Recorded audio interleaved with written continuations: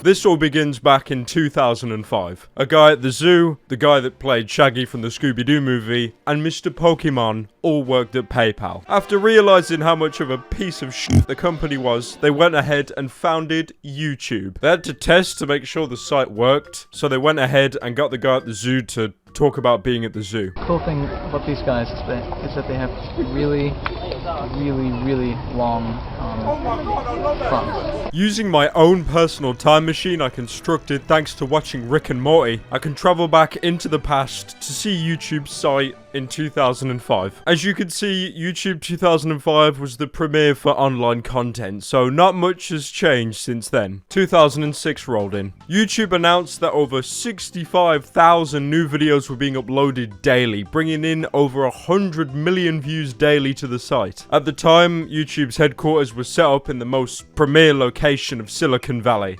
above a pizza shop. Now keep in mind, this is the dark age where making money from your videos was a foreign concept. In 2006, I wasn't even legally allowed to own a YouTube account. At that time, I was probably outside enjoying a carefree life and trying to scam a kid for his Blue Eyes White Dragon. But oh no, we got some problem! You see, YouTube had the URL youtube.com, but another website, youtube.com, had a much similar name. And of course, like any sane mega corporation, they took them to court. It was going to be the case of the century. YouTube versus YouTube. The stakes were high. Millions were on the table.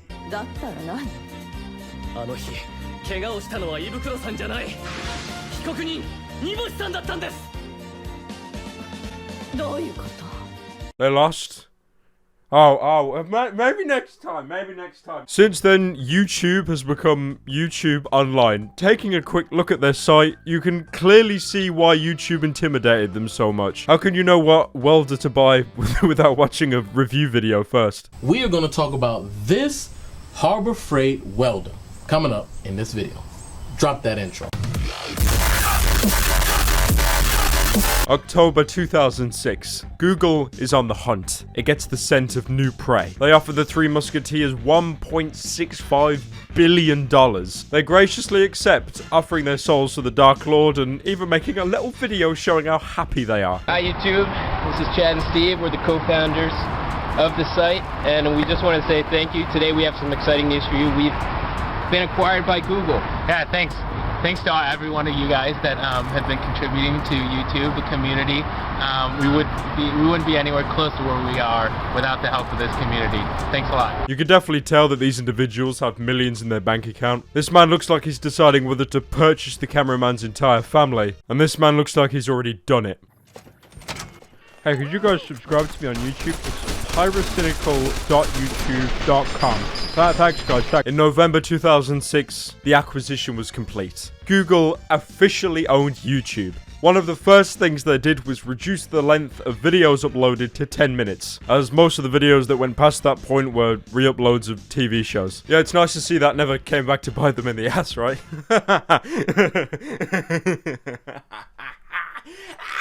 Also, Thailand blocked access to the site. 2007. Now this is where stuff gets interesting. YouTube launches its partner program, meaning that suckers like you and me can upload content onto YouTube and actually get paid for it. This brought loads of people to the site knowing they could just upload the most obscure shit and still get paid for it.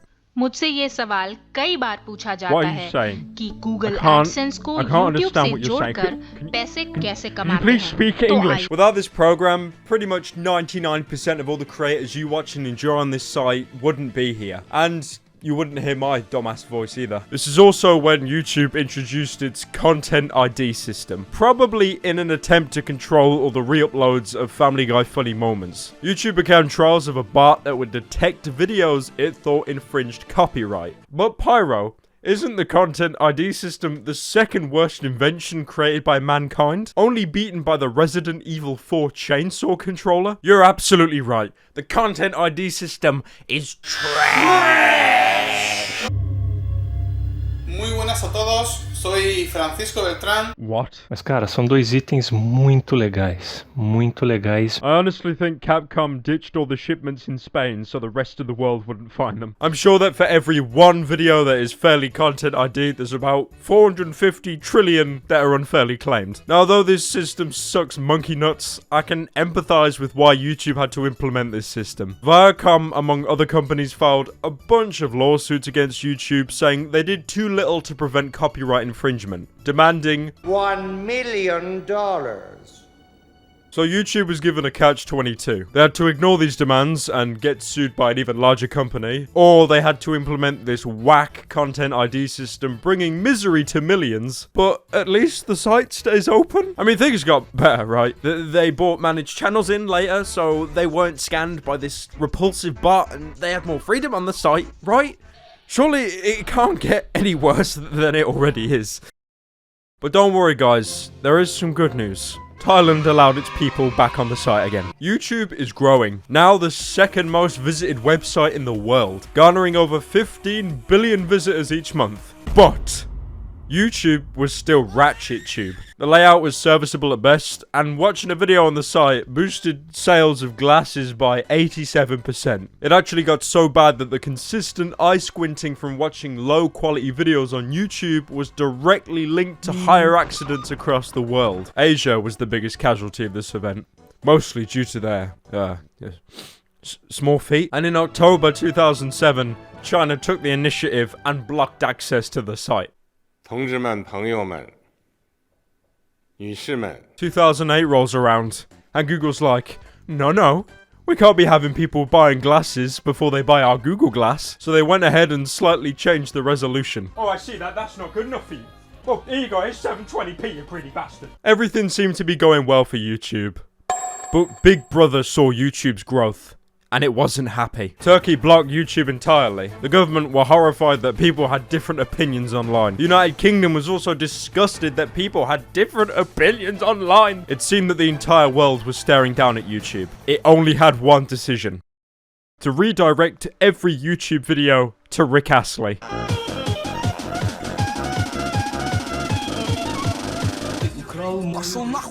YouTube was awarded the George Foster Peabody Award for dealing with the situation in such a mature and humane manner, described as something that both embodies and promotes democracy. Yeah, I'm not kidding, that's an actual quote. And also something of note, YouTube is now generating $200 million of revenue a year. That's the equivalent to one Darth Vader skin in Battlefront 2. Also, in September of that same year, the Daily Telegraph said YouTube had some of the worst comment exchanges on the internet. I don't know why they'd say that, honestly. As we all know, YouTube comments are the most advanced lingual exchanges on the face of the earth. Also, China reopened access to YouTube. Yay! Yay!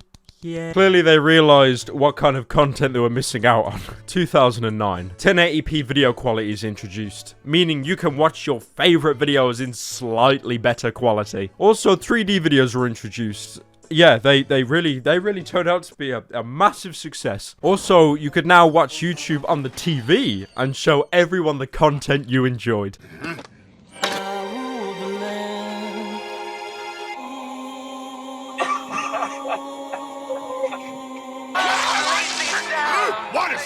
Now, deep in a lab at an unknown location, scientists were uploading multiple versions of the same song onto YouTube and discovered how effective it was at wiping out all human life. But of course, if you don't think your video is fairly claimed, you could easily dispute it. But 9 times out of 10, the claimant would just say no, making your entire venture pointless. I mean, you could go ahead and appeal it again. All that requires is your legal name, your postcode, your street address. All of that is forwarded to the claimant, keep in mind. And if they say no again, which they're probably going to, your video will be taken down and you'll receive a strike. 2010. YouTube wanted to finally change their layout. We really felt like we needed...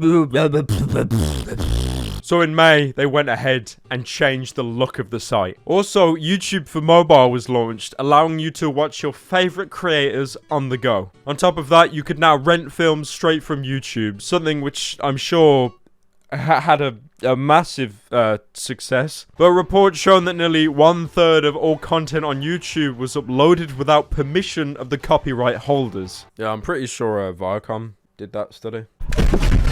YouTube, in retaliation to this claim, did the most sensible thing they could. Content ID'd the other 2/3 of content. YouTube also now hosted the ability to upload videos of unlimited length, which, as you could probably tell, was a massive success. I'm Pickle Rick! It was leaked in December that YouTube had joined the PRISM program, a mass surveillance system created by the NSA.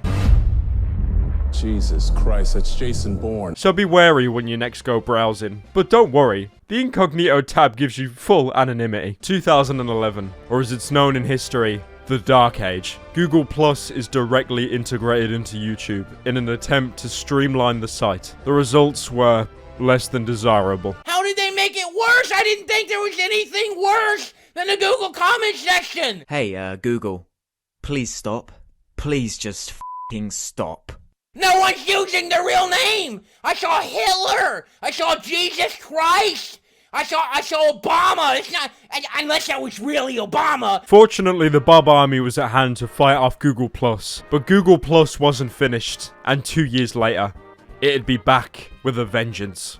2012, YouTube filed a bunch of cease and desist letters against video conversion websites. But don't worry, because now you can watch YouTube on the Wii.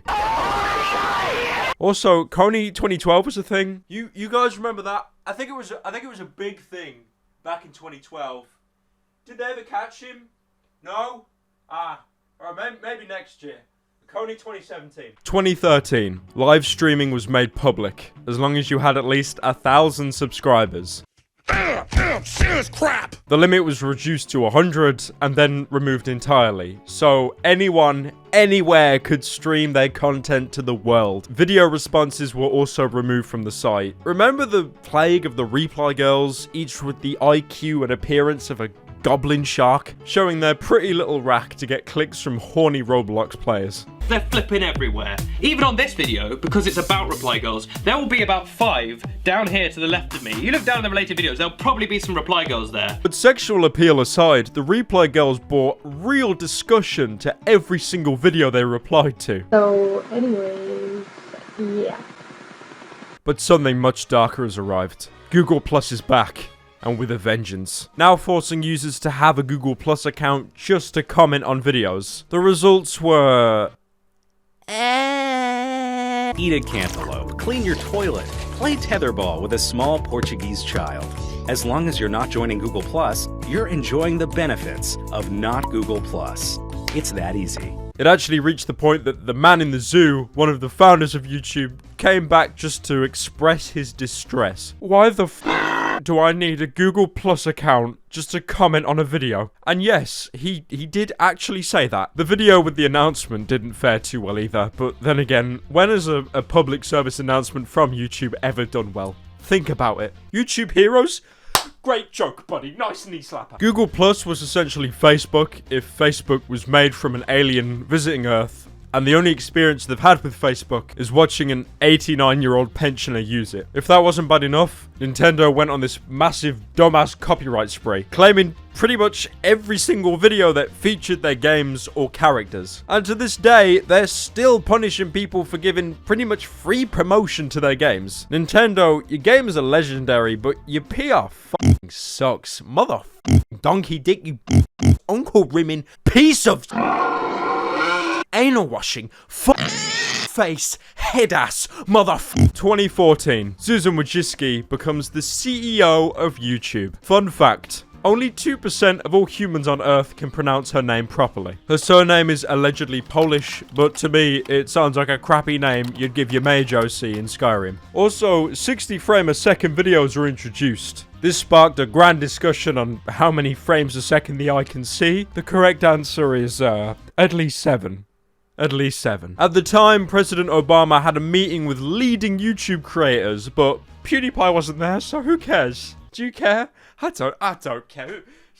Also, Turkey blocked YouTube for a second time after an alleged high-level intelligence leak. Türkiye'nin yaşadığı bu sıkıntılı durum karşısında benim seyirci olmam.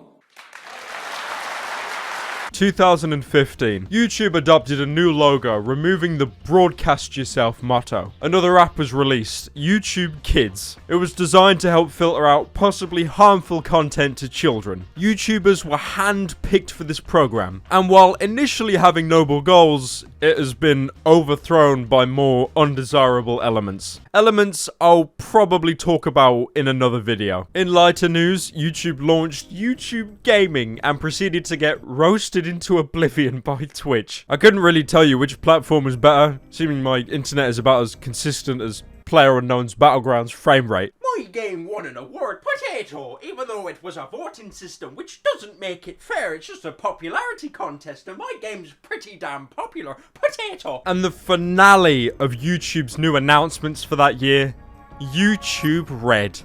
How's it going, bros? It's PewDiePie. As long as you live anywhere within this massive catalogue of countries, you'll have access to it. A subscription service where you pay a monthly fee to remove advertisements, download videos for offline viewing, and free access to YouTube Red shows, the premiere of YouTube entertainment. Look, I know YouTube Red isn't the best. Nearly everything it offers can be accessed by the means. But seriously, to the people that actually use YouTube Red, thank you. Because when a YouTube Red user watches your content, you'll get a small amount of profit instead of ad revenue, which is a lot more consistent considering all the people using AdBlock to bypass ads. At this point, YouTube Red is pretty much a straight up altruistic act, so thanks to all the homies for taking advantage of it to help creators like us. Gosh bless. 2016. You know what? I kind of forgot what happened in 2016. I'm sure the YouTube Rewind 2016 will help me.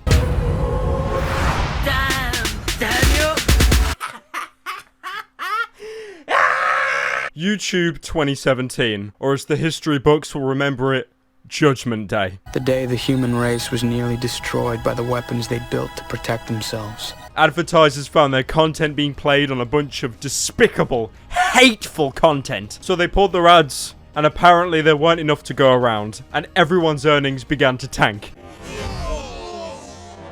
Unless you were Google Preferred. If you were Google Preferred, you were probably A-okay. In an attempt to get advertisers back on side, YouTube brought in by far the worst feature on the entire site. Restricted ads. At this point, it wouldn't surprise me if restricted ads had a spot on this year's YouTube Rewind. This icon basically means you'll make around 1/6 of what you could have potentially made. But Pyro, what videos get restricted ads? I don't know, to be honest. All of them. To be fair though, the appealing process has gotten better. But still, I don't think my anxiety has reached a higher point than when I'm filling out my tags on a video and then I hit publish and see that nasty ass icon. But I can kind of empathize with YouTube here, much like the introduction of the Content ID system. It fucking sucks. But what was the alternative? I mean, YouTube really isn't that profitable for Google. So YouTube had two options with its creators. They could kneecap their content creators. It hurts a lot. No one likes being kneecapped, but at least you get to see another day. Or they could come to you in a year's time when all the advertisers have dried up and left and put you out your misery. But that aside, YouTube definitely needs better people skills. How did YouTube even respond to this whole fiasco anyway? They gave Susan Wojcicki a YouTube channel. Hi everyone, I wanted to explain today why I'm starting a YouTube channel. 3 reasons why. I genuinely feel for the poor schmuck on Twitter having to type out the same copy-paste response to each individual person. It's key to build a bridge between the content creators and the host of the website. And it seems YouTube are getting closer to this goal. I mean, they're here and that's where they gotta go. I think this adpocalypse has really taken the wind out of a lot of people's sails, and although it is getting better, I'm sure any creator will appreciate the support you throw their way, even if it's just a few kind words. Alright, I know this was meant to be a mini YouTube retrospective, and I've totally lost focus, but I just hope there's one thing you can take away from this video. Vid me's better! Woo! Also, I'm selling Pyro merch. Support the fam. Bye now. Don't buy it.